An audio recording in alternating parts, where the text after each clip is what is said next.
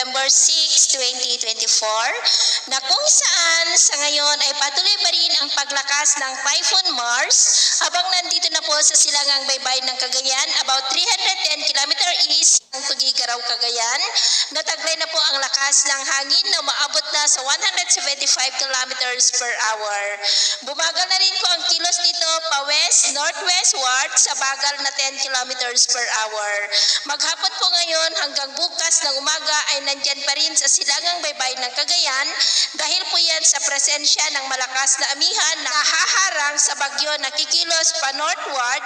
Kaya bukas po ay kikilos na ang bagyo pa westward at posibleng pababa pa dahil maitulak ng amihan na malaking banta po dito sa northern part ng Northern Luzon at extreme Northern Luzon lalo na po bukas hanggang sa Biyernes.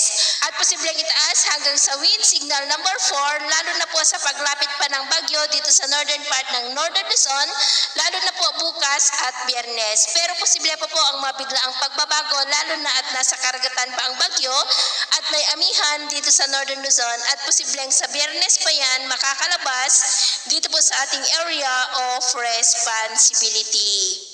At base po dito sa ating wind map, posibleng next week ay mayroong banta ulit ng bagyo at ang development itong ating babantayan kung matutuloy po yan o hindi.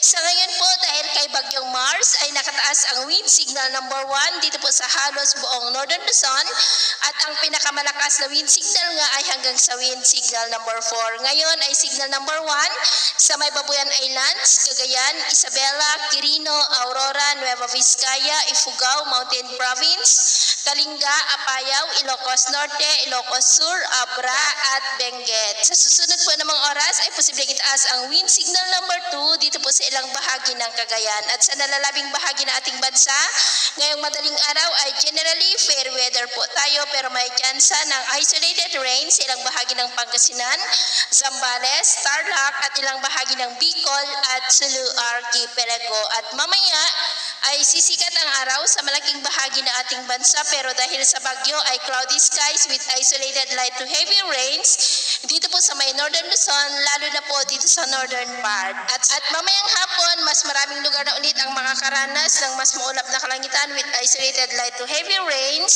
Kaya mag-ingat po tayo sa mga banta pa rin ng mga pagbaha at pagguho ng lupa. At sa atin naman pong mga baybayin, dahil sa pinagsamang epekto ng amihan at bagyo ay huwag na muna tayong papalaot sa buong seaboard ng Northern Luzon kasama ang extreme Northern Luzon maging po sa silangang baybay ng Central Luzon at Camarines Provinces Northern Seaboard maging po sa seaboard ng Catanduanes dahil ang mga alon dyan ay posibleng aabot po hanggang sa 4 to 8 meters height. Kaya hanggat maaari ay huwag na muna tayong papalaot dyan sa mga may kulay pula para mas makaiwas sa mga sakunang